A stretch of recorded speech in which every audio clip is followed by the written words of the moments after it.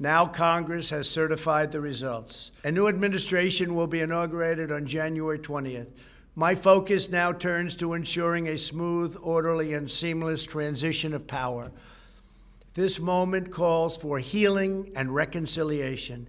We must revitalize the sacred bonds of love and loyalty that bind us together as one national family.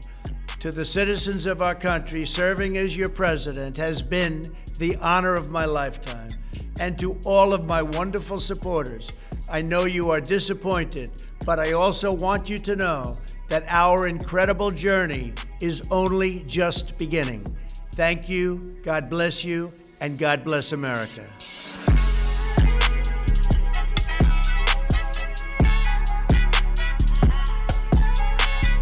Hello humans, welcome to Yes Bam, I Know Footwork. This is episode 18 of Power Report, and I am joined here with Caesar and Bam from the We Made It podcast.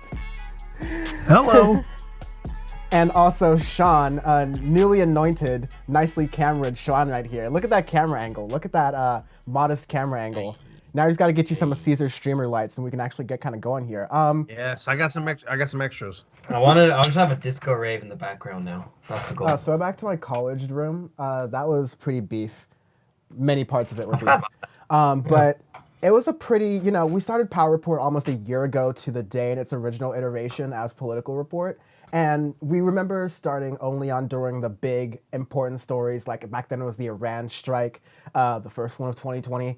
And it's kind of weird that a year after that big major event that we're not really covering anything that major this week. There wasn't really that big of anything going on. There was this one Georgia election that happened. There was the fact that Donald Trump tried to interfere with that election results and was caught on tape, and that was leaked to the Washington Post. But that impeachable offense was the least important thing that happened this week because the Capitol kind of went up in smoke as Trumpers decided to destroy many parts of the Capitol building as the House of Representatives and the Senate were starting to confirm the votes, confirm the electoral votes from the presidential election, thus certifying Joe Biden as being president. Methodical process number like 10 that affirms the obvious that Joe Biden had won the presidency.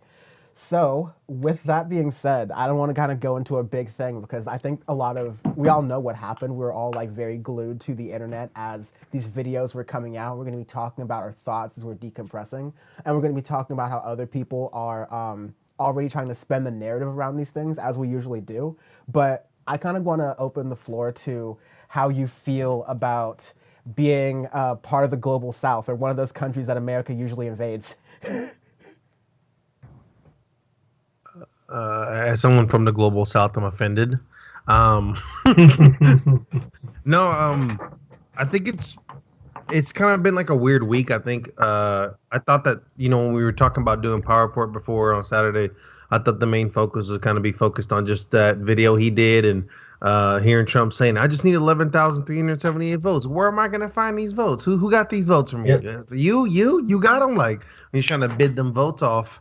And then, the Trumpsters decided to say, "Nah, homie, that's not enough," and decided to invade the Capitol with zip ties. Looked like probably a guillotine of some sort that Dan's been talking about for months. Whoa. And other items. We are not putting me in all that. We are taking me out of that real quick, sir. Pause that. But anyways, no, continue.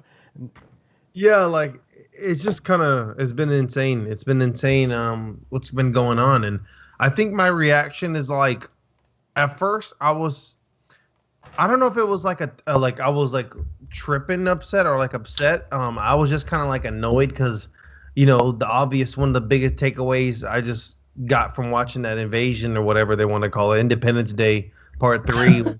No Will Smith though was when they went in. I'm like, damn, they're just really letting them just walk up in there. They're getting to throw chairs through the window. I thought the most secure building in the world was secure. They're just walking in. Cops is telling the press they can't enter as miles and miles of protesters enter the building. It seemed like a joke. It seemed pathetic. And I think it's I'm sorry, people want to say, "Oh, this usually happens in other countries." I'm like, damn, I don't remember that happened in Brasilia. I don't know what y'all talking about. That's That's the next level right there. If that happened in Brazil, they bring the helicopter out again from that video with a machine gun on it. They would not let that happen in Brazil. So those Trump supporters are mighty blessed to just be allowed to walk up in the Capitol building, steal, steal documents and letters and laptops and private information from people and come in with zip ties. Who knows what their intent were, with those items. So my takeaway is that it was like typical Trump people, just Trump fans and just being a bunch of babies, and crying and whining whenever things aren't working for them. And I'm like, well, you can do all you want because whatever happened, he's still not your president anymore. Yeah, there's a lot there, and I think we can understand what their intent was when they did bring zip ties and they were trying to storm the Capitol on the day that their God Emperor Donald Trump was about to be deposed from the throne, as it were, via the democratic process and the vote. They were probably going to try to hold Congress people hostage.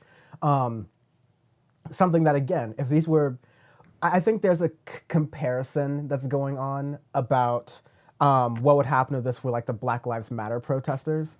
But I want to even abstract a little bit further from that. What would happen if these were like foreigners from another country? What if these were those scary ISIS that we were talking about in the early part of the 10s, where they had stormed the Capitol building and overwhelmed the police and gotten within a wooden door's length of getting into the House of Representatives, the Senate chambers, as they were certifying the vote for president?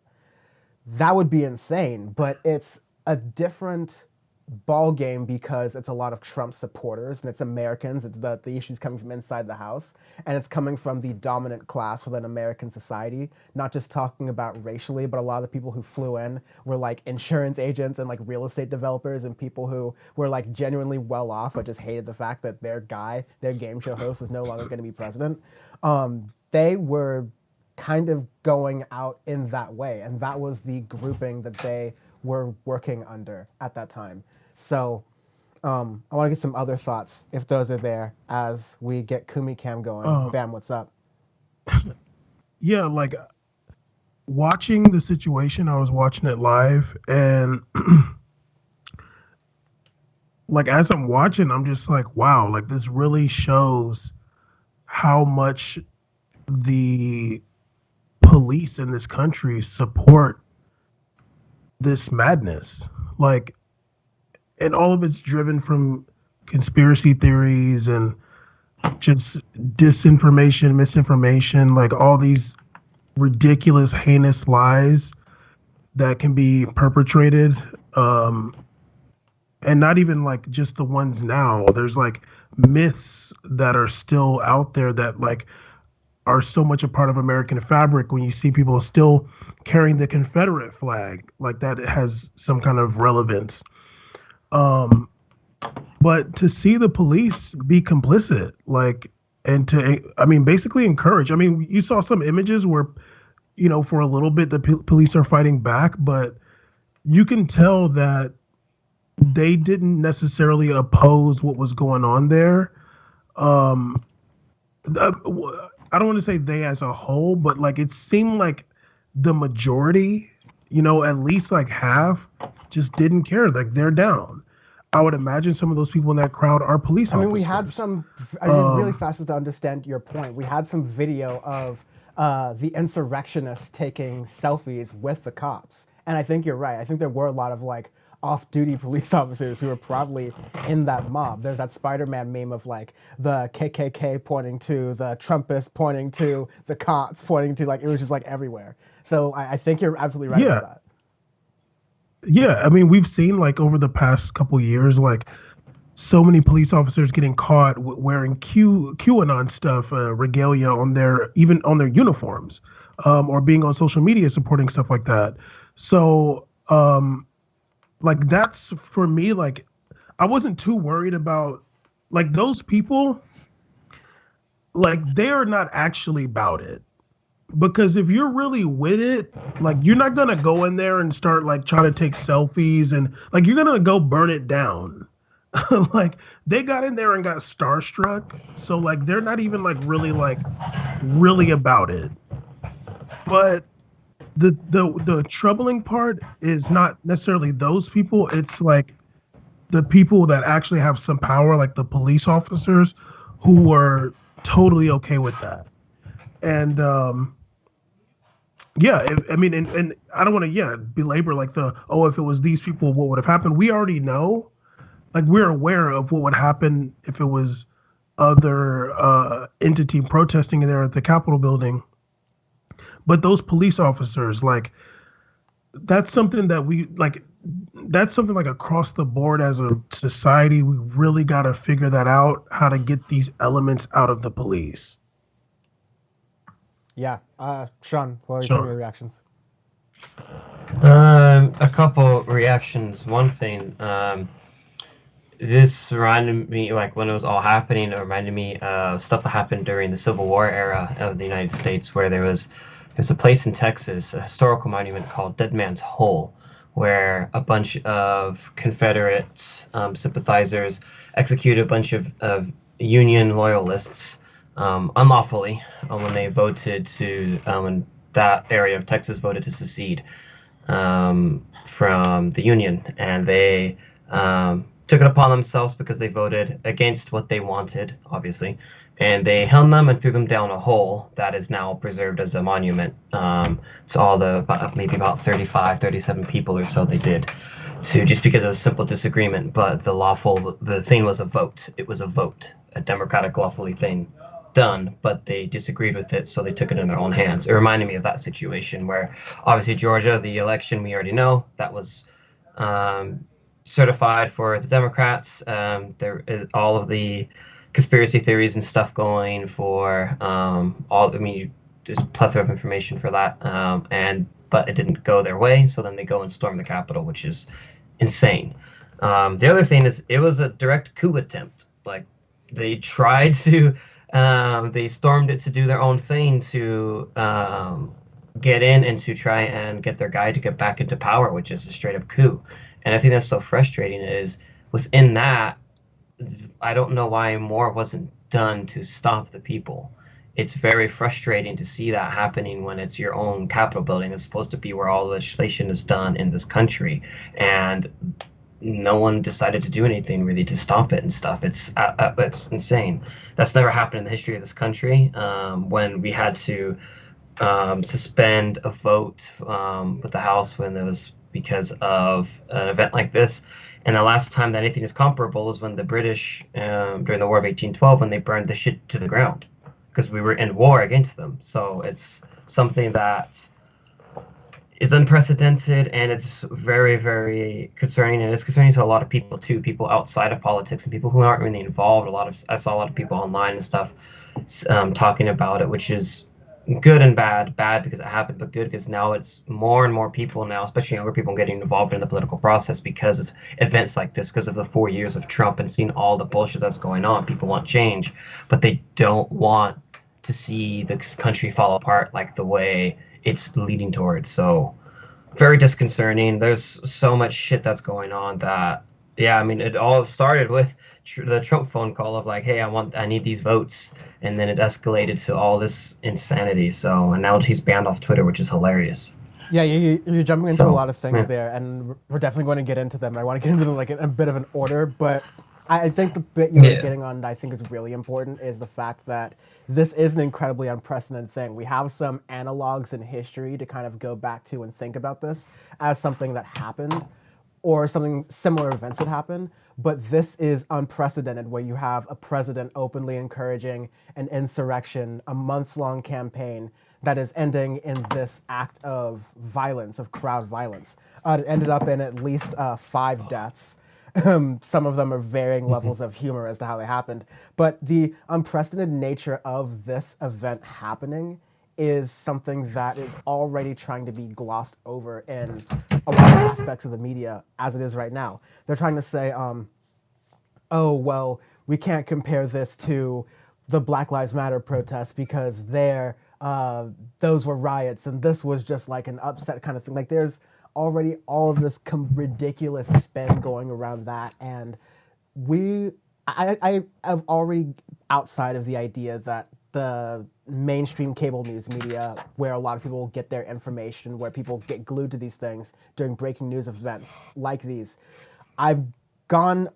I'm far gone to the idea that they will have learned anything really from the Trump administration these past 4 years, because we've had disaster after calamity after tragedy, and it keeps getting worse and worse and worse. And this is just the breaking point of not putting your foot down as a media apparatus.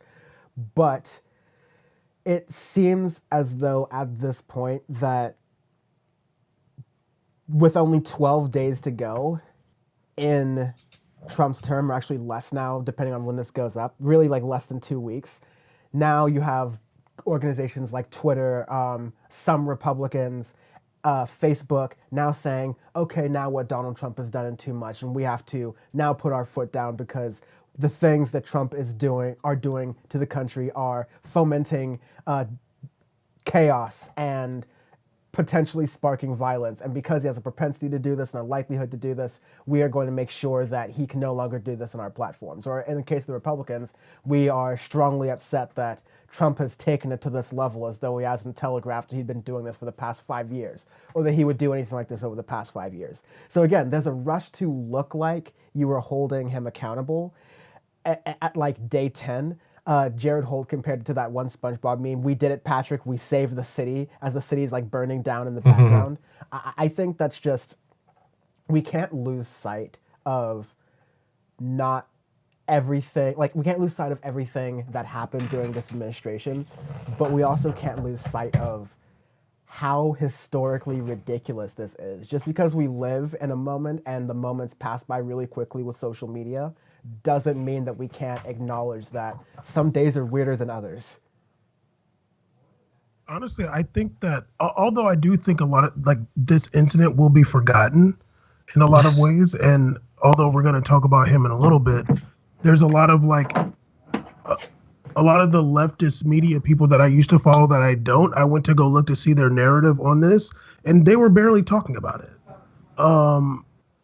I think because not like no prominent, so to speak, people were hurt, that it's gonna be just seen as like almost a joke. Like it's gonna get memed more than anything. Like just seeing the guy carrying the podium and like the people carrying the mail, like it's gonna be looked at as like it's gonna become memeified.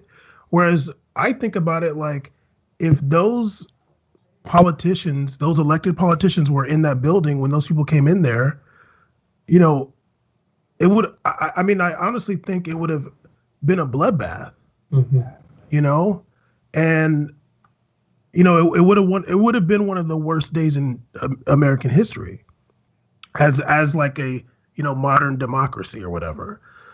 But I do think that it's going, like this incident will probably end up being like looked at as a joke in a lot of ways. That's an interesting take. Anyone got thoughts on that? Yeah, I think because it wasn't like it was a lot.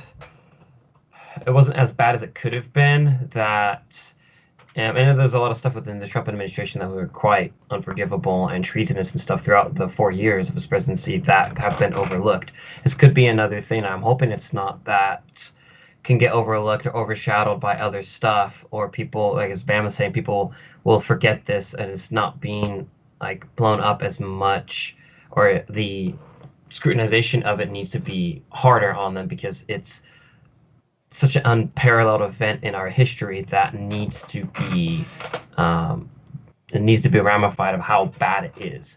But I'm doubtful that it'll happen because so many, like, for example, a lot of the right-wing media and stuff, you had Tucker Carlson saying that it wasn't so bad, or him, or some of the Congress people saying that Antifa came in and did stuff, and I'm like, how absurd are you people that you're saying this just to, you know, radicalize your base or whatnot? I'm like, dude, they're already radicalized enough, obviously, with what they've done. That was like really But fast. Like that was amazing to me how like on. There are certain, not just in the right-wing media, but like on Parler and Twitter and all this other shit. Like you had these cases where people were saying that, oh, it was Antifa that came and stormed the Capitol. You had literally people saying, like, what? Yeah, like what was going on? Like you have people saying the woman who died, who was shot in the Capitol, who's like neck Yeah. exploded on MSNBC Live. Like, apparently she was Antifa.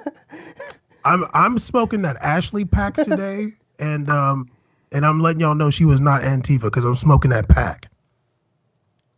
She's like, it's absurd that anyone would say that, like, to try and deflect blame, or like it was hilarious with that one dude with the Chewbacca costume, whatever the fuck he was wearing. They had like a picture. There was some stuff I saw on Facebook of some extreme like QAnon people where they're like, this guy's Antifa. Look at him in a different rally, and if you actually go to the original picture, it has him with the sign of Q sent me. I'm like, this dude is not. This dude is QAnon. What the hell do you? He is not Antifa. No one there And again, like, was. And it's why just are people hilarious. doing this? Is this something that just happens spontaneously, or was it something that just like wasn't known? You're like, yeah, they're doing this because of deflection, but they're doing this because these are the patterns of what they've been doing over the past 4 years.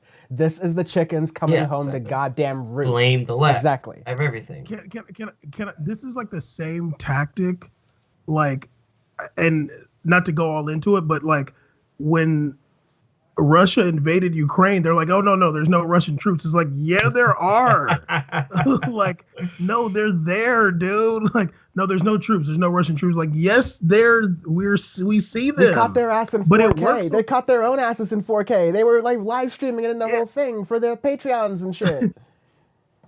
So it's like, but for some reason, it kind of works on people. Like, you plant that seed, and it just like sparks more conspiracy theories, and like people just be like, well, was it staged? Was it this? Was it that? And it's like, you can never. There's just no truth. Go ahead, C's. Big C's. You're muted, C's. I think a lot of people don't really know what Antifa is. I think they pretend they do. I think that's what I'm realizing in this country. I think that a lot, like when you're watching a rally and you're thinking to yourself, these guys can't be Trumpsters, they're Antifa. I'm like, why would an Antifa person dress up as a Trumpster and show their face? They're Trump fans because they all show their face. No one wore a mask. Like, why would they? And the comments were like, oh, well, that's what they want. They're obviously going to do that. I'm like, yeah, but they wouldn't show their face. Like, they're all showing their faces. They're taking selfies. They don't do that, dude. They come through to cause hell. They don't come through to take selfies and hang out and sit on chairs. Yeah, seriously. What's up? Caesar, how come you know so much about Antifa? I don't know. I look up stuff. But I mean, like, we and I thought the worst thing was I saw a video of on I think it was CNN. They were covering the invasion or whatever the hell, and he said, oh, like they were showing like the 6 cops trying to stop like the 400,000 people trying to break in, and this is what literally I'm gonna give you a quote for quote what he said. He said, and it's really a shame to see how tired and beaten and bruising this police force is after having to deal with the BLM protests. And this is like the results of the BLM everything all year. Like, oh really, dude? Oh really? This is BLM's fault that these cops are tired from 8 months ago? Did you not have enough donuts since then, dude? Did you not have enough time off? Like, what are you talking? What, like, no, before, like, literally, what are you talking about? Like, and then afterwards, Trump tried to drop the video, fake condemning it, and then talking about, oh yeah, I called the National Guard. Buddy, you called Mike Pence called the National Guard at like 7 p.m. after the curfew. There was no National Guard a whole damn time chilling. What are you talking about? It was the most like of course we're all I think a lot of people are gonna forget about this as news does seem to trend towards. But I will say that I felt like it was gonna be like that when the BLM protest started, and that stuck around for a while. So I'm gonna give this a benefit of doubt. Maybe it's gonna stick around a little longer because this was something that the world saw. Like, the world kind of saw this, and I think it's going to be a talking note because the next 2 weeks are going to be very critical in terms of what's going to move forward. Yeah, Trump is on his way out, but there's either going to be a precedent set or it's just going to be a consistent tone what's been with the 4 years, which is you can just kind of do whatever you want, and then I guess it's going to be, oh, he's leaving. Like, no, there's no precedent at that point. So I think it's going to stick around for a little bit as a talking point, and for both parties, I want to see how both parties kind of react. No, to for this. sure. The next 2 weeks, I think even 3 weeks are going to be critical because both you, Caesar, and Sean touched on some really good points about like how there needs to be accountability at this point for everything that's gone on. But even like Caesar, one thing you touched on that I kind of will help me lead to my accountability point was the fact that Trump used Antifa really quickly to try to discredit and distract from the idea that not just black people, but especially black people, but everyone was upset and disgusted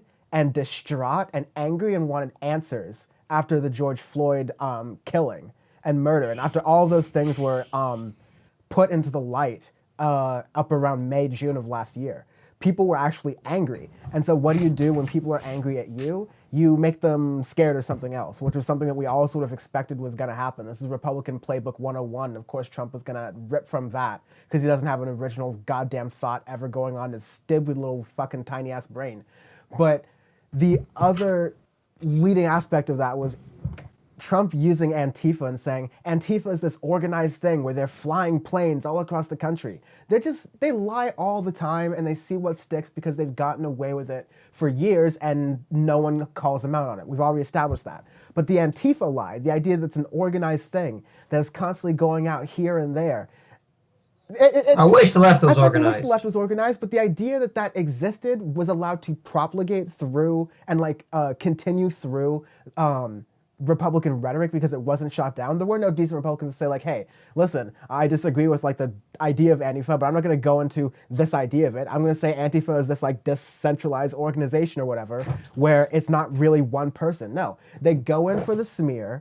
They're not going to actually tell you the goddamn truth about anything. They're going to always begin their arguments in bad faith. And we're so far removed from that aspect, the entire party does that this is one of those unique moments where it all comes down to roost. You can see a direct tie through every aspect of behavior, both through Trump's behavior and the sort of enabling of his behavior from all the people within the Republican Party power sphere that have allowed this moment to happen. And to bring it to my other point, that's why they need to be held accountable. That's why there's this hilarious idea of the 25th Amendment. You had Republicans doing this fake ass, oh, let's get the 25th Amendment on him. Let's call on Trump's cabinet to get rid of Donald Trump. Trump's cabinet's been purged 2 times over. All of the people who weren't loyal enough to Donald Trump, which by the way, your cabinet since the Andrew Johnson or Andrew Jackson or whatever, has been people who are the president's friends that you pick, all right? So those are going to be loyal people. Trump got rid of most of his cabinet within his one administration, within 4 years, all right? So the people who weren't sufficiently loyal enough to him already, who didn't already see the red flags and resigned or clashed with him and left, are the ones who were there. So now we're going to rely on them to activate the 25th Amendment and say that Trump's not able to hold office? Really? We're going to rely on their courage now? What the fuck? I also wanted to say about this incident, it was interesting to see the narratives coming out of the right, center, right, whatever. And even I think Trump had some of this rhetoric too, oh, those people were just so frustrated, they're so upset. We love you. They're so mad about everything going on and the election and the shutdowns and people are losing their jobs and people can't do this because they're and it's this just shows the double standard. Oh yeah. That frustration is plenty good for them, but for us, you better take your black ass home or your white ass, whatever. Be happy with what you got. You can't be you can't be frustrated after you've seen this person die under the boot of this police officer. You can't be frustrated after you've seen it dozens of times. These people are frustrated, man.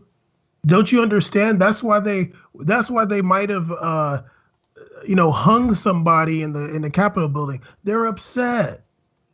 But that double standard is still alive and well. I mean, the double standard was consistent across the board that day. I mean, talking about even police, the police killed somebody, shot someone in the neck, and their neck blew up there. You killed somebody you killed somebody, and then not only that, they killed somebody, died there, and then the senators walk through the hallway where the person died an hour ago later and just resumed doing their thing till 2 a.m. as if nothing just happened and decided the Republicans had to do a bunch of speeches where everybody wanted to start bringing up Andrew Jackson references. I'm can we just what are we doing right now? Somebody literally died outside this door where you're at right now. These windows are broken, and you're still acting like it's some kind of real bureaucratic stuff going on right now. That's not even the case, man. What's up? Well, I think that's kind of a good thing that they went back and resumed it, because I think them doing that kind of took the power out of their movement a bit. Like, Yeah, I think but they would have loved to disrupt everything, and the fact that they went back and like finished the job and like it was against what they wanted, I kind of like that they did that. I wasn't going against them going back and doing it. I was going against them going back and doing these elaborate speeches each Republican got to do and got to talk about how it is being American and what the day is today. I'm like, shut the hell up. Like, you don't get to do that. Just go in there, drop your vote, and walk the hell home. Like, whatever you got to do. Get your escort back to the crib or the hotel. Like, it was just annoying to me. I thought that was like really kind of disgusting behavior because and also, like you said, it's a double standard. It's a double standard about the police. The police literally did a terrible job of managing this situation. Someone died. They didn't. People's stuff, all personal information got stolen. And some of these people are like literally flip-flopping the reaction from the day of. They're talking about how, oh, well, you know, man, God bless those officers for being there. Thank you for being there. But hey, like, oh, this and this is just, they're all like so flip-floppy. Like all of a sudden, like the cops are like, it's all good. They did this, but someone just died. I just think it was just like so inconsistent with the messages and reactions from afterwards. And a lot of the reactions are so corny because some of those people, those same people that were like on the Republican side that are whining about Trump, you literally enabled him for 4 years. You literally were on his team and attacking Democrats and people from the other side who were opposed to these views. And now all of a sudden you're here. It took a man with pictures of like 6 zip ties walking through and you ducking under a chair for you to realize you're doing stuff to people. Like, get out of here. Like it was just across the board, just terrible. Like that's a terrible day for American history. Like that's garbage right there. If I could sort of like bring this to a close, we move on to the next things. Yes, it was a very dark day for American history. I very much kind of agree with Bam in the sense that you have to show at least that the mob was there at the end of the day to disrupt the democratic process. Literally, not just some bullshit about like Congress is naming post offices most of the time, right? Most of the days that Congress is doing shit, it's not important and it's not relevant. But this is the day they were certifying the vote for the President of the United States. It was very clear what those people were there to do, which was to disrupt that thing. And you have to show that that shit's not going to be disrupted. That America's not, like at bare minimum, you have to show that like the weekend warriors, the base pro Supreme Shop rewards club members are not going to be able to take the Capitol shop, right? Base, double base, right? I think it's ridiculous that the English language has the word base and bass in it like that. I think that's dumb. I said this years ago, but I'm an immigrant. What do I know? Nothing. But like, nothing. You have to show that you are going to be able to move on from that. That's for sure. But we do have that aspect where you have Ben Shapiro, who I know I'm focused on this all the time, but he deleted an article where he warned that leading to Trump would further plunge the Republican Party into vacillating demagogic absurdity, and that he would never stand with it. He would be a never Trump person. And it's funny, you can't find this article anymore because he deleted it from its website. You can only find it in the Wayback Machine because there's a new article and a new show. In fact, Ben Shapiro spent the past 4 years saying, look, even though I disliked Trump in the past, I can bend backwards and do these other like weird limbo loop things into making sure that I can justify ways into finding Trump. Some more recently that he had articles and episodes going, why I'm voting for Trump this time. So he said back 4 years ago that he will not have this on his hands. This is directly on his hands because not only was he like, he made a career off of being the person who was skeptical of Trump at first, but used the guise of logic in order to be okay with this. So he is very much just as much an enabler as Tucker Carlson or Sean Hannity, who's been knee deep in the shit since Trump fell down the elevator. I mean, Tim Pool is as much as to blame because this beanie wearing fucker kept talking about some damn civil war. And his ass was going to go to D.C., but then he's like, no, I won't go. Okay, bye. And then puts his tail. Isn't his ass in D.C.? Yeah. Like, isn't that the thing where like he's saying he wouldn't debate Sam Cedar because he wouldn't come and fly all the way to his like headquarters in D.C. But Oh, so Yeah. if apparently you're too afraid of Tim Pool, isn't he the journalist who was at Occupy? Why is Tim Pool afraid of the little cops? Not a cops there. What's going Yeah. on? Ron Watkins also to blame. Yeah. Tim Pool also said every single state was going to go red, including California, except Colorado. So Tim Pool doesn't know anything inside that sweaty, musty beanie of his. No, guy's a fucking moron.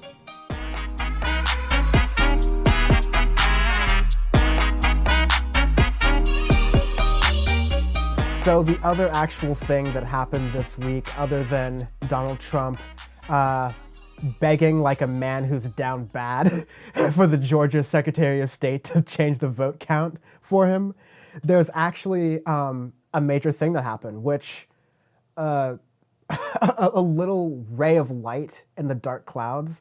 It looks like the Democrats may have somehow failed and stumbled their way into having at least control of two branches of government, with the presidency and the both branches of Congress, House and the Senate. Slim majorities in both. I think in the House they have it up by only like 10 or 11 votes, and then in the Senate they have it up by 2 votes. There's some talk of Murkowski maybe switching from being a Republican to a Democrat. I'm just going to say this right now so it's recorded in time so it can sound really cute later when she doesn't. And it is, you also have the issue that I've talked about at length in other contexts and will maybe continue to here about Joe Manchin, who has already said that he's not going to support anything like removing the Senate filibuster or changing things that have to do with budget reconciliation that would limit progressive ideas like Medicare for all or even some big infrastructure projects from happening. Joe Manchin's going to stand in the way of all of that. Joe Manchin's going to stand in the way of Medicare for all. Joe Manchin's going to stand in the way of not even like a Green New Deal, but even the slightest amount of climate legislation or justice that we can possibly do. I mean, Joe Manchin would probably stand in the way of $2,000 checks were it not for even Joe Biden saying that he would do that as long as the 2 senators were elected. It's a little bit too much on the nose, and you don't want to like kick off your presidential administration on that much of a wrong foot. There's really nowhere to go but up right now. But this is the moment that I've talked about on my episode with the insurgents. I've talked about with Bam a little bit off like air sometimes, but like this is the moment where there are no excuses for Democrats to not do what a bare minimum what they were elected for, and there's also no excuses from the left, the insurgent left within the Democratic Party, to not be pressuring the Democratic Party at every measure they can. This is weirdly enough, like it's chaotic and it's horrible to say because there's so much unnecessary misery and suffering and death to get here. But this is the greatest political opportunity the Democrats have had since the beginning of the Obama administration. And I can't wait for them to fuck it up.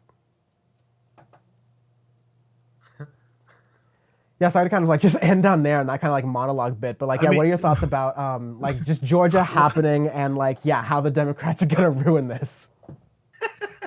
Well, going back to Georgia, like I think it's pretty crazy. Like, Georgia was founded as an all-white colony, and now it's got the most black people, and it's got a black and a Jewish senator. Bam, I don't like the way you said a black. Why do you have to say a black? Like, why gotta be like that? I'm allowed. And I didn't know we're card checking Bam, but I'm down. No, this ain't my old job. We do card check here. Half Australian Jewish senator also. But yeah, I mean, like this is kind of my personal feelings of it. I've never really been someone to expect anything from like federal government or think that anything special is going to happen because there's Democrats in charge. So I don't really have any expectations. I mean, I'm glad that Mitch McConnell hopefully won't have as much power as he's had, because he's the worst. And he's the worst, and he's also a maverick. So like everybody was like talking about $2,000, and he's like the one person that's like no. So like the way I feel personally is like, okay, that's good for them. I'm not really having any expectations from having like Democrats in power. But it is significant. Raphael Warnock is like somebody who is,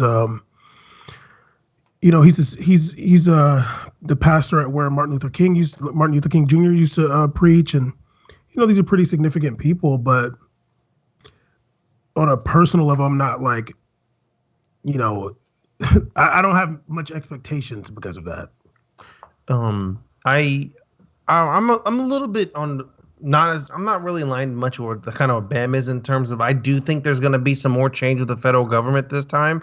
I think that it's hard to compare this to what we've been seeing in the past because I think we can all agree that in the last probably 2 to 3 years we've kind of seen a lot of events that aren't really consistent with our lifetime and what we've Yeah. seen. Of course, I think Dan brings an excellent comparison to Obama's early administration. I think we all had a sense of like breath of fresh air when he had that beautiful intro and everybody's crying in a crowd and Obama comes through. I thought he was about to just dunk a ball right there. It was game over. But what you got to see is like, oh well, look, we had the Bush administration. We saw how that went down from Iraq and everything, and look where we are now. Like Obama's here. It's time for change, and that was the whole initiative.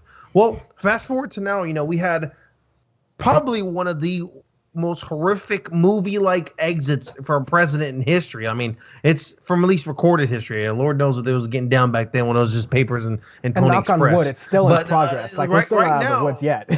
Like, yeah. Well, he's almost out, whatever, and hopefully 2 weeks he's out earlier. And you're seeing the transition into like, well, it went from being all red basically to getting the having the House still, getting the Senate votes, getting the 2 senators in Georgia, and to be honest with you, going into like all that the situation and Mitch McConnell going from major to like a minority basically now, in terms of the Senate minority leader.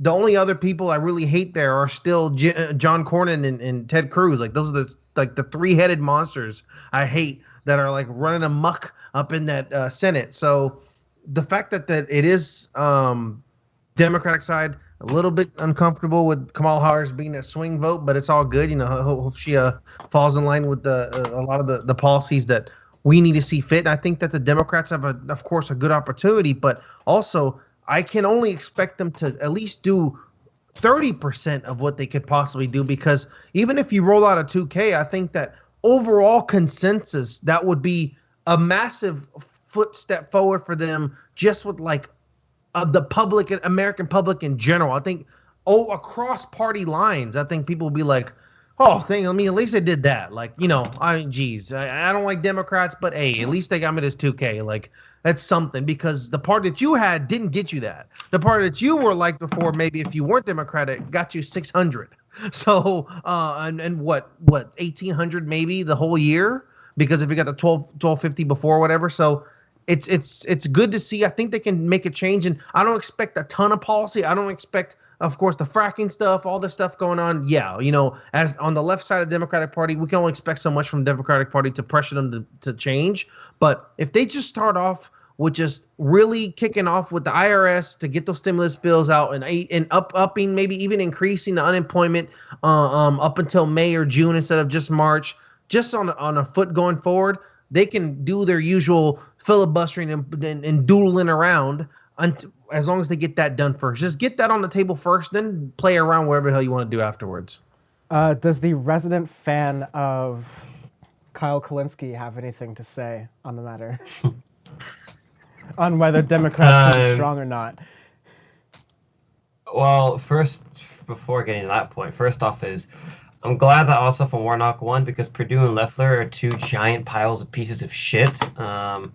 Loeffler is one of the several Republicans that was able to get insider information on coronavirus and traded stocks illegally with that insider information and gained money right before the pandemic started to have widespread consequences in America.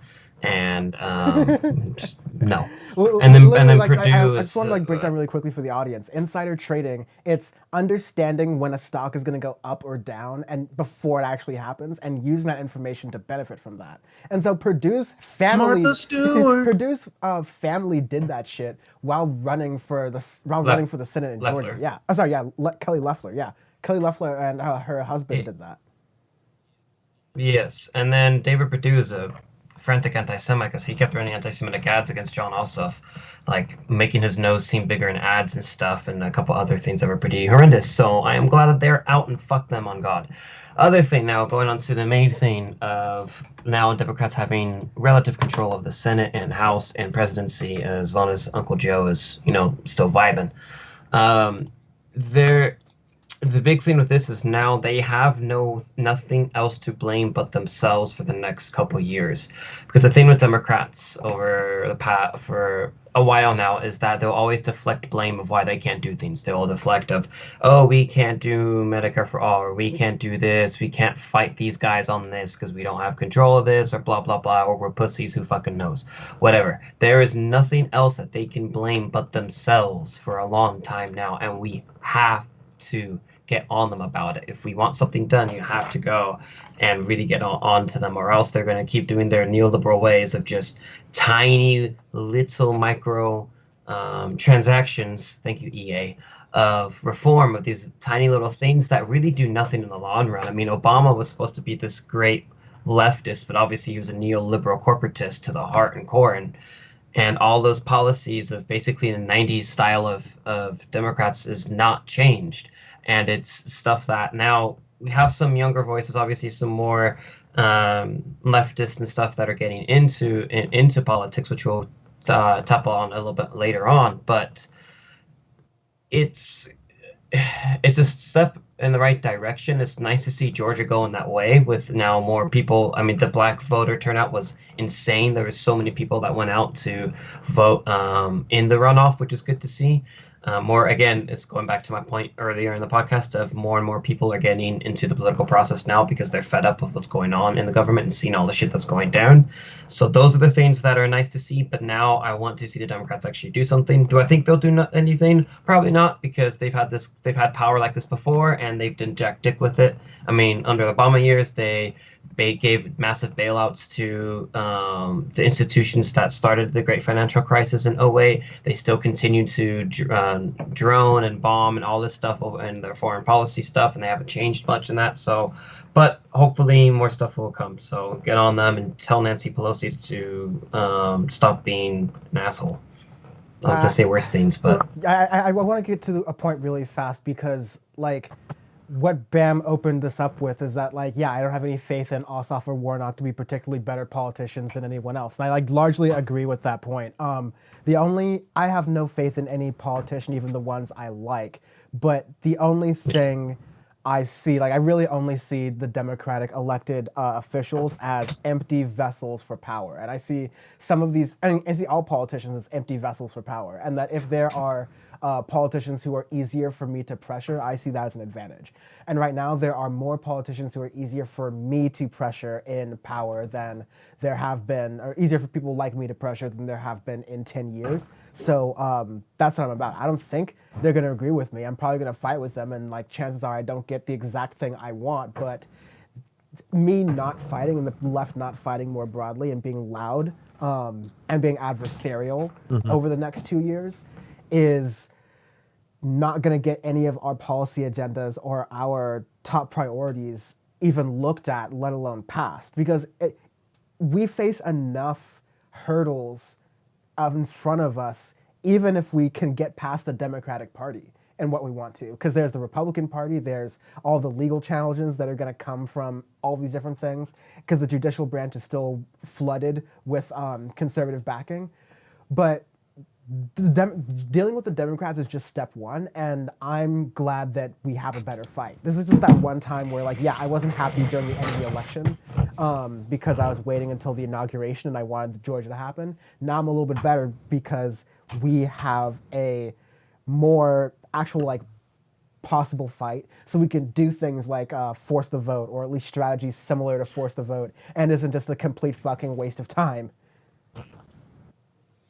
I mean, it's always easier to fight as a leftist. It's always easier to fight neoliberal corporatists than it is to fight fascists. So yes, very much so. It's always very easier as a person of color to fight neoliberal corporatists than it is fascists, because I mean, I don't even need to get into it because I'm taking a lot of space anyways. Other people have thoughts, right? Bam Bam wants to speak. Oh, Bam, you're muted, Rooney. And Bam is muted. Sorry. Caesar, you want to go or you want me to go? Go ahead, go ahead. I'll go after you. I just want to say two things. Like, I think like politicians are like these politicians are only going to be as powerful as the movements that we create to push them. And like the culture behind the policies, like if we get enough people to really advocate for these policies, then like these politicians can end up implementing them.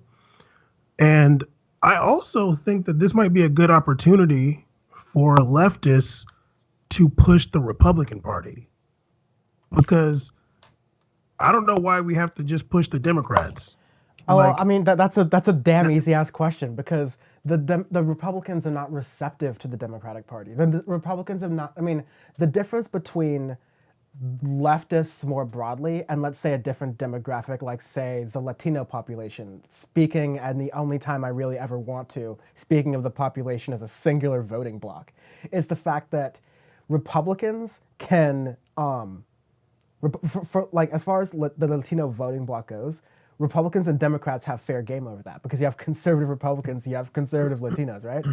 There's no really real thing as a conservative leftist. So like that's just not even in the ballpark for them. If Republicans wanted to run to the left, like Donald Trump was sort of doing that to some extent. Like the great test for that was Donald Trump saying, yeah, let the people eat $2,000 checks. And Mitch McConnell going, dude, that's not the game. That's not what we're here to do. We're a Republican LLC, and we are not about giving people money. Like that is, we had that test play out really quickly in real time. And I want to remind you, Bam, that the Republican Party is abjectly against those things, because they've built an entire system around fear-mongering around the left. They already know they're not going to get those votes. They're going to siphon and wring out the towel of white supremacy for as long as they can. Well, I think that there's still a fight there, because I don't necessarily look at a Democrat, as somebody who's like a centrist Democrat, as having the same politics as me either, but I'm still going to fight them too. I think like the Democratic Party was in the minority in the Senate these past 4 years, and the left focused on them when they didn't have the majority power. I think that because some of the like leftist, one leftist kind of policy is universal health care, Medicare for all, for whatever. I often hear that 70% of America wants this policy. And and for me, I'm like, okay, but if that's the case, then there should be at least one Republican that sees that that is a good thing to run on. Somebody, I don't know if they don't know, somebody's got to be telling them, hey, 70% of America, allegedly, I don't know if that's true, I hear it all the time. If 70% of America, somebody's got to be pushing these Republicans, not necessarily left, but to policies that make sense for America. Right. And it'd be great to do that, but the only issue is that so many of them are corrupt up to their gills that's never going to happen. Because so are Democrats. I mean, some are. It goes back to that. That's why I say that. Sorry, it goes back to that main point that one side is easier to pressure than the other side, and so that's the side they're going to spend energy on. A fight ain't easy. A fight is not easy. It's a fight. No, obviously. So if you pressure and unite one side, then the other side has to buckle at a time when that side is the minority party, because that side is going to say. I mean, the fight is a fight. What's easier, to invade England or Russia in the winter? Like, what the hell? But we have enough people that we can do both. I think that it's a good time for principled leftists, to not focus all their like. If you got 100 people, okay, like 15 of y'all pressured the Republicans too.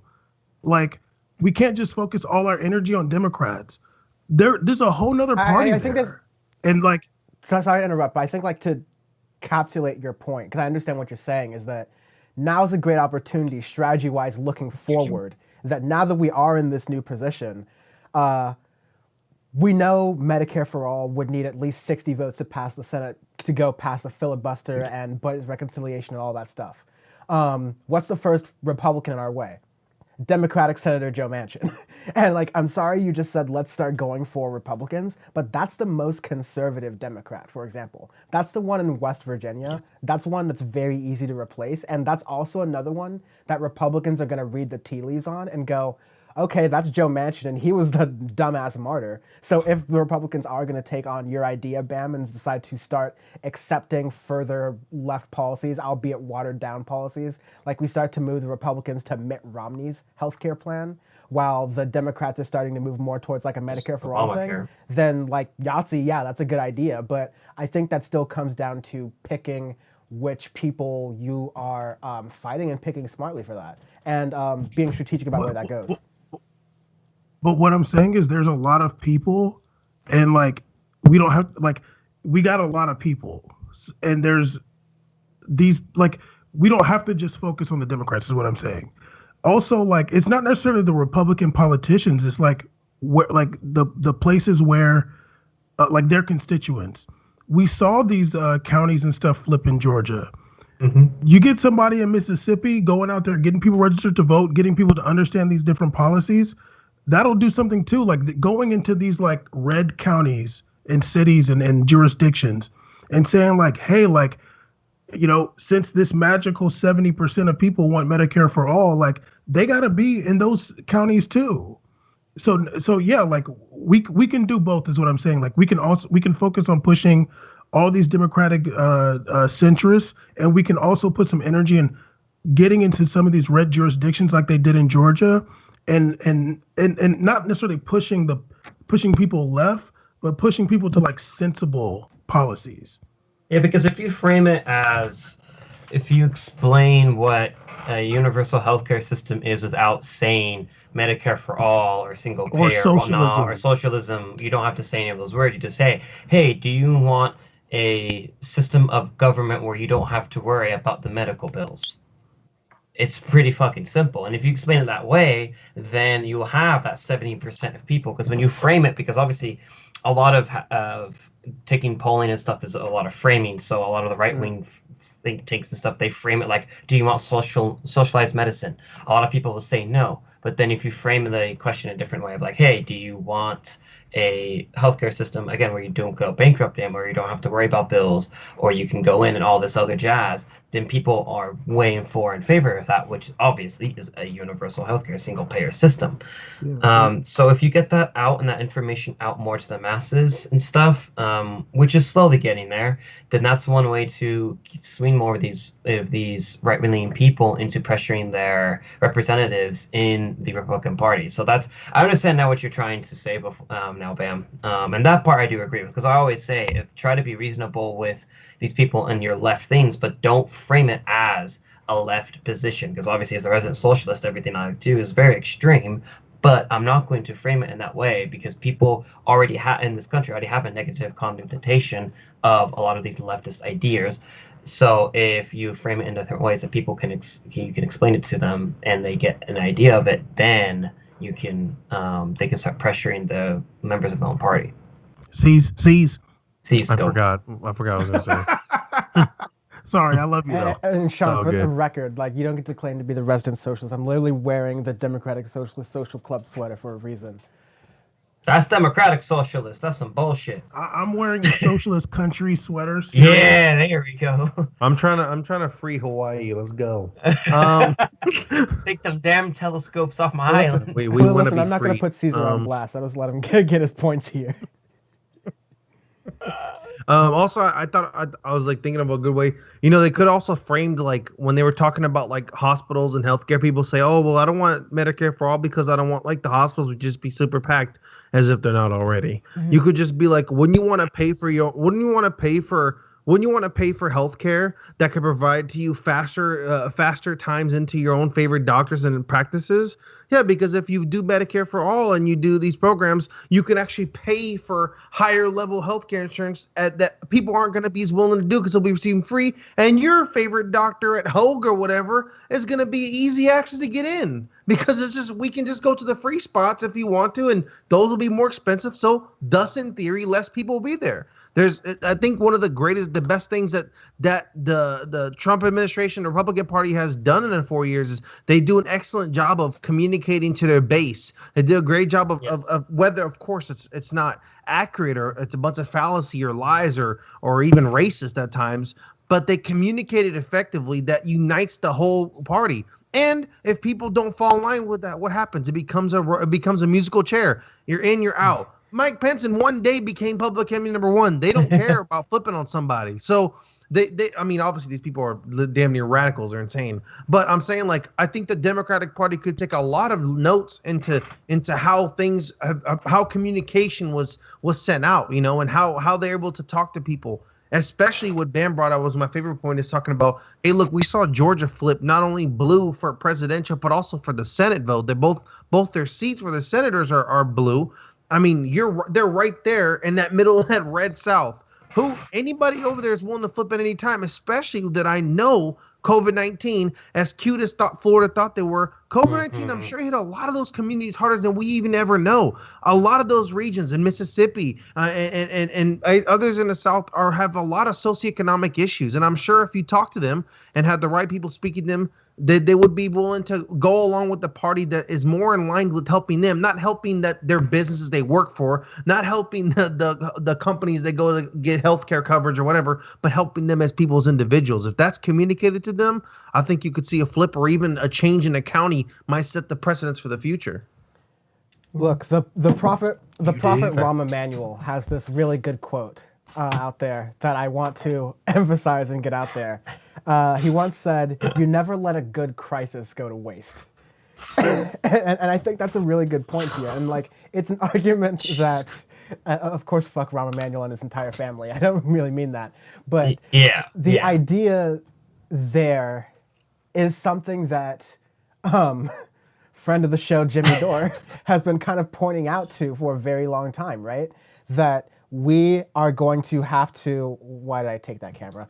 We are going to have to get to a place where we are starting to tie the material conditions that people are currently existing with the policy solutions that the left of the Democratic Party is advocating for very strongly. And that includes tying the COVID-19 botched handling of that as to, hey, wouldn't it be great if we had one central system that was like taxpayer funded and operated for, that allowed us to equally distribute this vaccine? I mean, we're going to talk in a moment about how poorly the vaccine is being handed out and distributed, but we had problems with our healthcare system before COVID-19. Wouldn't it be great if we had some ways to solve this now? Doesn't this accentuate the issue now, right? And so we can begin having that argument. We can begin challenging Democrats.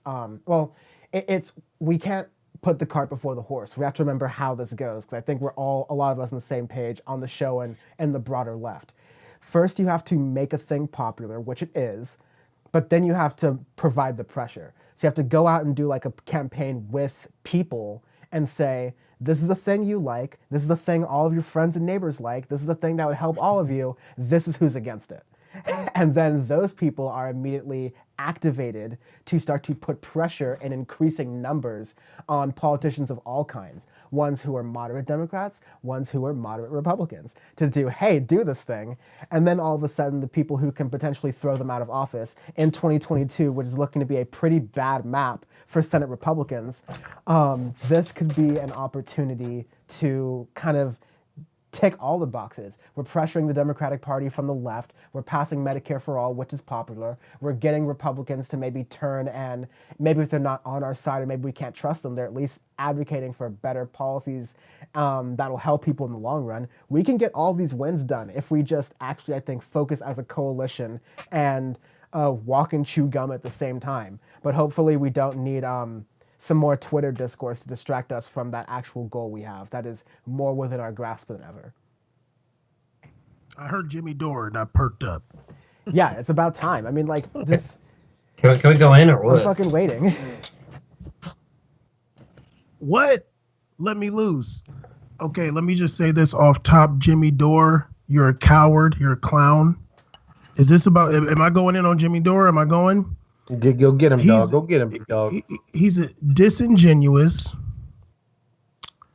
uneducated, blowhard. He's someone that, I mean, there's a lot of clout chasers out there, but he's taken the reins from Glenn Greenwald. Like, Glenn Greenwald is on a downward spiral in his clout chasery. Jimmy Dore took this force the vote hashtag and just took clout chasing to 10. sadly he got over. Sadly, he got overshadowed by what went down at the Capitol, which he could care less about. I was on his Twitter. You know, it's funny. These guys are funny.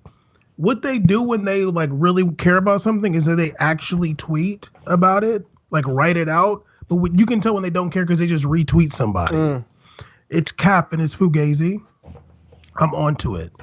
Now, Jimmy Dore was doing the whole force the vote thing, and I know he got a lot of support for that from different people. Just bullshit.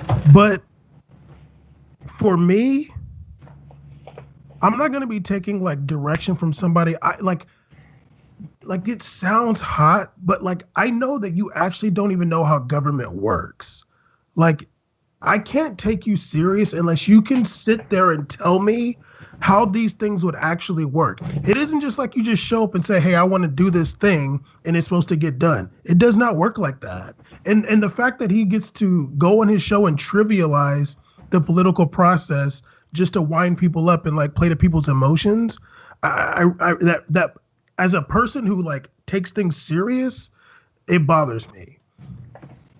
I don't really care as much anymore because I don't follow him on anything. I've seen past who he is. I mean, your man handed you a block recently, so there's also that.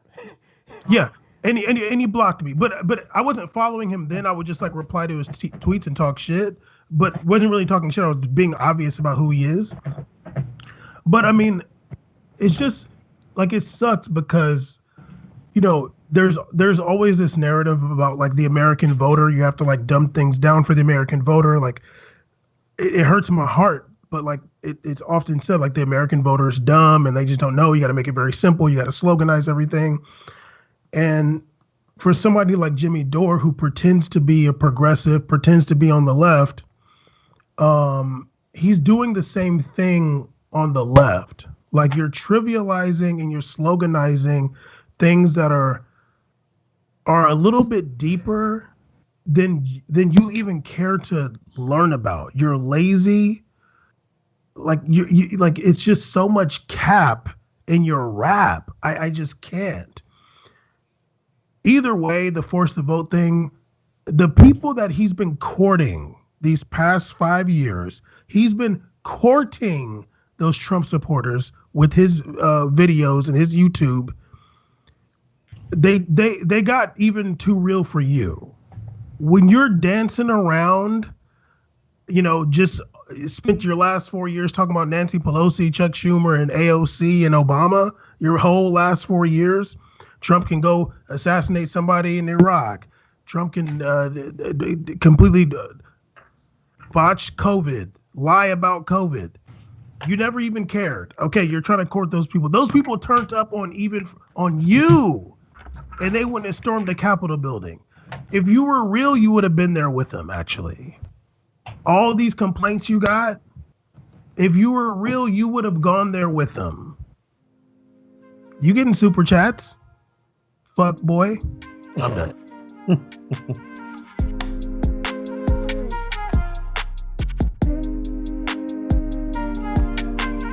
So it's 2021, January 2021, which means we are doing the thing we've been doing on Power Report ever since March 2020, which is checking in on COVID-19 and figuring out, it's called COVID-19. Get your COVID-19 update. Woo woo. Yes. Let's see what records we broke today. We're going to get some death numbers in a minute. We're going to get some how the rates are going and how bad it is in all these places in a moment. But the thing I want to focus on is the fact that we had this story early on where we just wanted to find the cure. There was remdesivir for a while. There are all these different things. There was hydroxychloroquine. There were bleach injections. There are all these different ideas of how do you cure COVID-19, right? And we finally have it. We have multiple vaccines that multiple countries have been issuing. And there are reports that like in New York, like 70% of the vaccine is just sitting, waiting to expire because it's not being handed out responsibly or the right way. Cuomo is denying being able to allocate it more properly in the different directions. So we are we have all of the money. We're ordering more vaccine than we literally know how to get out to people. The first responders and healthcare workers aren't even all getting the vaccine. There are people who have not been working on COVID-19 in some hospitals who are getting the vaccine before people who are. Looks like capitalism's done it again, delivering the number one best solution to problems that only capitalism can solve. Let's go. We did it. So with that, what hit us with some stats, Jamie? What are we doing here? What records are we blowing today? Did we beat England? Did we beat Yeah, them? we got that new super bug, right? We got that Hit super 4K bug. today. Let's go, baby. I mean, do you want it by county? Do you want it like Country, how do what you the want hell? this? Are you gonna break down county? Just give us a damn number, dog. Who died? No. What's the count at? What's the overall count at in the United States? No, do it by name. I believe we broke the record the day of the Independence Day invasion. We had like the record for most deaths and date that day that they did the invasion. It just didn't get the highlighted news because we all saw obviously what was going on in the world. So, in the United States, there are 22 million cases, total cases, and deaths 369,000. Nice. 369. That's a nice number. 69. 369. COVID's fake. And I think we are maxing the daily amount too of cases, right? I think we like even did pass that one day. Yeah, California's at 29,000 deaths. A lot. Texas is at 30,000 deaths. Cases are just ballooning here. Florida's at 25,000. Yeah, there's a lot.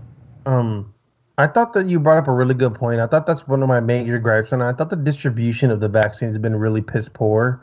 Horrible. We've heard about people from that area basically in that field being able to reschedule appointments whenever they want. It seems very lax, and I think that there hasn't been a real push towards making it a serious priority to get this handled. Yes, you're a frontline worker. Yes, you're working in that field.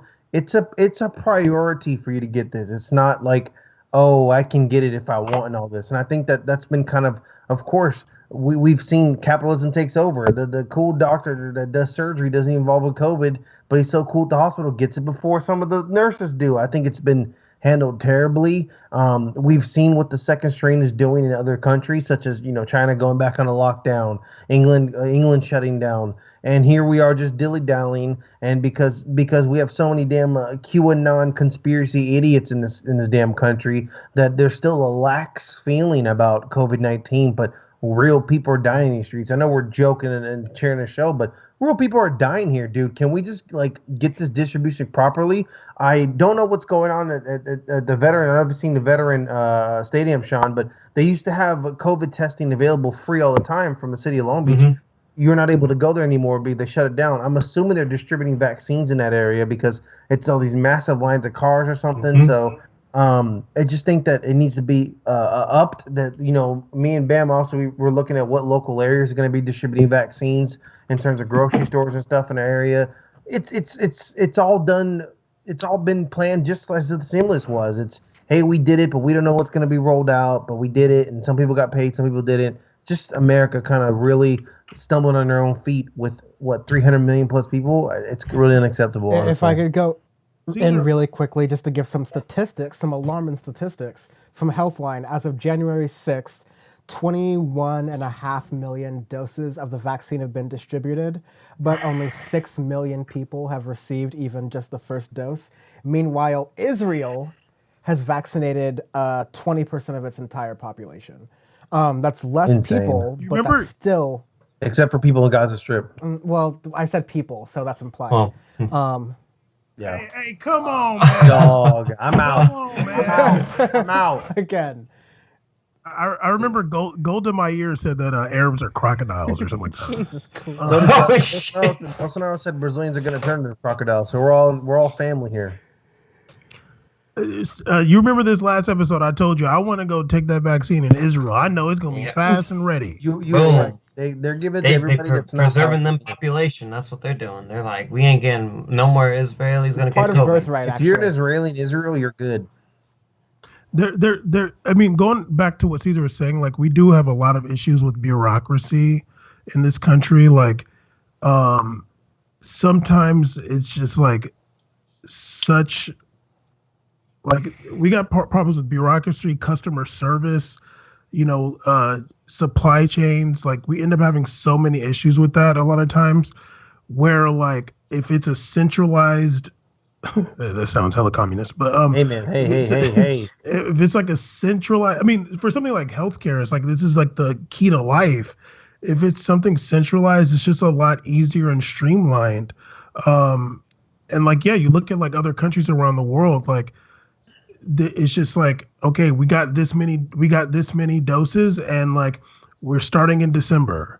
And whenever there's like some news that comes out, like, oh, this person died from the vaccine. No, they didn't die from the vaccine. We're taking care of it. Like, and just getting ahead of that. But yeah, we just have like this free for all a lot of times here. Yeah, it sucks because in the one area where you kind of want that centralized, structured, like government system of trying to distribute health and medical needs for people, we don't have that here. It becomes a lot of like, oh, who's more important and who's special, who has money, who's this, and that's what gets in the way of America. Where it's like we're stepping on our own feet here, and it's really frustrating to see. Yeah, I am. It's sad. I mean, like, not a lot of countries are doing their COVID rollouts really well, but one thing that I did notice is that, the global South, all the other countries that are not the first world wealthy countries, we're never going to be the ones who are going to get the vaccine in large quantities. Like enough to help with their spread of it. It was never going to be spread equally across the globe. It was always going to be first come, first served to some extent. But you even have cases where you have a story coming out where people are in countries where they were testing the vaccine to help like get studies and make sure it was ready for use. But the vaccine isn't even getting distributed in those same countries, so that you can actually start to eradicate aspects of this pandemic. Like, I say we say all this, we emphasize this to juxtapose to the idea that we're constantly told that the way capitalism is set up and the way our economic system is set up is such that things always go to people who need it, and we can handle things in emergencies because we run things so well and we balance things so easily. Well, it was very much a lie. We've learned that was a lie over the past 4 years, and we've learned even more so that was a lie now. But not only that, we were lied to of what capitalism can do. That, because we were sold that lie, we were now underprepared for the fact that capitalism can't handle a problem like this. And now we're all kind of going through like survivor's shock and in a pause. We're kind of just frozen, not knowing what to do in this moment right now. But it's very clear that we're botching this rollout. It's not equitable. It's not even going to help us eradicate the virus any sooner. If anything, we're probably going to have lockdowns to some extent through this summer again, which is absolutely unconscionable and shouldn't have happened. Like, I don't even think. Here's a good question. When do you think you'll be able to get the vaccine? It'll probably be till like, optimistically for me, I would guess April at this point. I don't know, but like, it's going to be a long time. I was thinking June, but Caesar said earlier probably. I thought earlier, but then I didn't think the rollout was going to be like this. I mean, let's ask a realistic question. If borrowing what the conversation me and you had, Bam, about like where to get it, do we really even know like how this process would be rolled out for us? There's been terrible communication across the board on how they were going to be taking care of this in general. We don't really know. We don't have much. It's like we're just sitting here, like you said, in limbo. And that's why earlier in the show I was advocating for them. Of course, they passed a stimulus and the unemployment benefits to go to March 29th. I think it was 11 weeks dating from January 1st.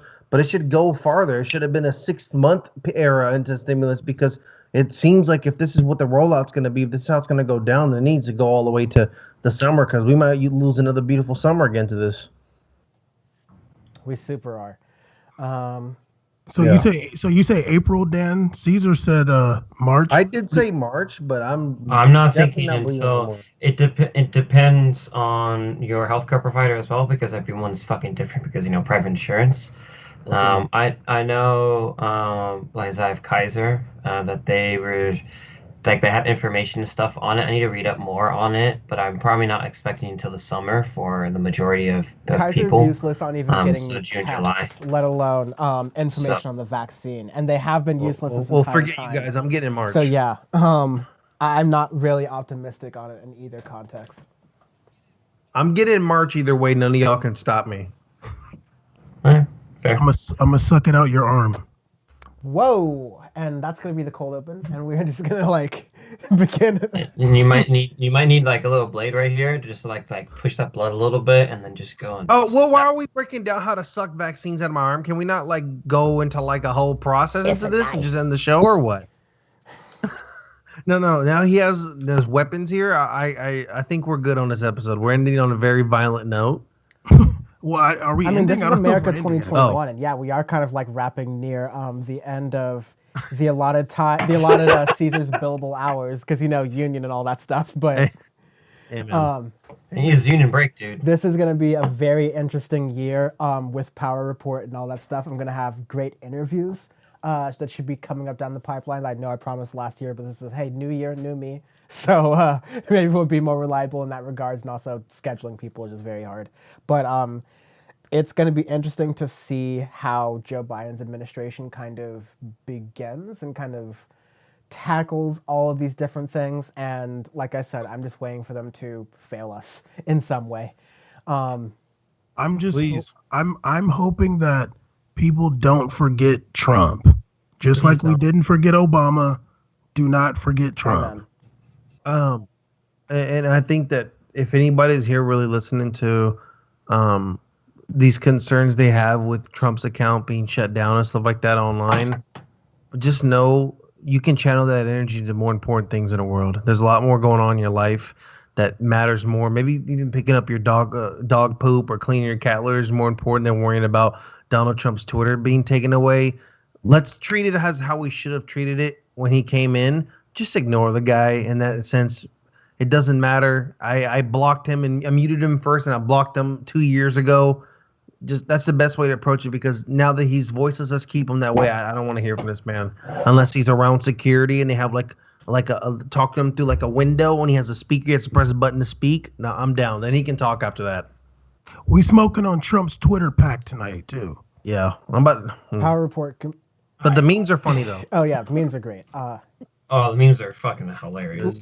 Hey, honey, the one from his wife. Can I borrow your phone real quick?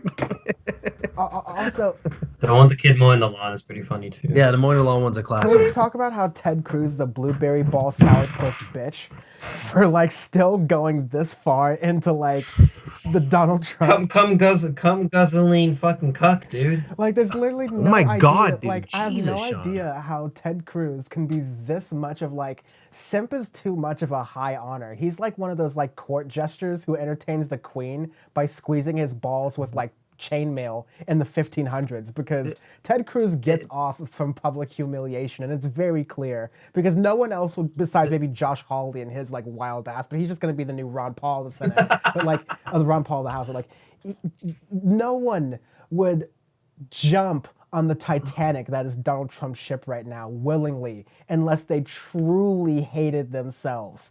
So that's the only thing I got for Ted Cruz right now, honestly. Yeah, and also probably hated your wife. Do you remember what that man said about your wife, Ted Cruz? Did you Exactly. forget about that, dude? Did you forget this man was dissing wifey? He was dissing Maine. wifey, and here you are, licking his tie again, following where Trump goes. You're one of the weakest.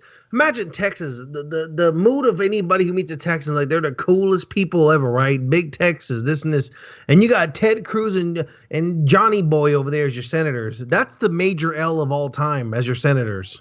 You're supposed to be alpha male, like gun carrying, gun ho, like fuck shit up, and then Ted Cruz over here is like, oh, Trump, Daddy Trump, oh. Everybody's so seen John Cornyn's Podcast. post of that brisket he made that was leaking blood. It was so gross. He don't even know how to cook. You call yourself a Texan? Get out of here, dog. You're whack. Ted Cruz's dad, Rafael Cruz, said that Ted Cruz was the second coming of Jesus. He could never live up to that, and he's just forever shamed. His dad really set him up for failure. Call him second coming Jesus, dude. That's Oh, yeah. that's I'm tough. like, Oh, yeah. Ted Cruz barely looks like he was like the result of second pre-coming, becoming a human being. I'm surprised that he barely made it. I'm He surprised was that. the result of 8 generations. No, of I'm surprised that incest. Ted Cruz is the sperm that won. Really, it really bodes well for Ted Cruz's father, the Zodiac Killer. Some weak genes. His dad's Cuban. His dad's Cuban. Weak genes. Well, but his name's not Ted. But go ahead. Oh yeah, Rafael Cruz. Yeah. Never forget your roots. What's Bobby Jindal's real name? Because he goes in that Hall of Fame of whitening yourself for the Republican Party. Who? Bobby Jindal, the former governor of Louisiana. Remember? Bobby Jindal. This is His Louisiana. name was Oh. Paiute. Him a bleach? Yeah, there we go. What about Nikki Haley? Nikki. Her real name is kind of wild. I Yeah, think. Nikki Haley's real name is Nimrata, which is not that wild, but still. It's very much not Nikki. Any Republican called Nimrata, they'll be like, who that? I mean, Rondowa. Oh, we're being racist. Condoleezza walked Come on so Nikki Haley could run.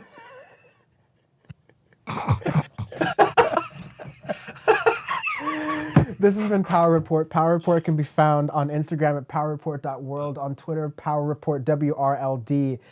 Bam can be found on Twitter at March Leonard. Caesar can be found on Twitter at We Made It C's. Hey, yes, I changed it. Your boy, we made it C's on Oh, yeah. Twitter. Sean at SW Suarez. I am at Dan from the Web. And yeah, whole show can be found powerreport.world. I'm still getting used to doing the outros for this. I'm still getting used to understanding why Bam loves doing the smoke signal that much, even though he hasn't touched a lick of weed in his life. And we'll be back probably in 2 weeks with whatever is left with the Republic. Have a good one. If we're not canceled, love you. Bye. Smoking an Ashley pack.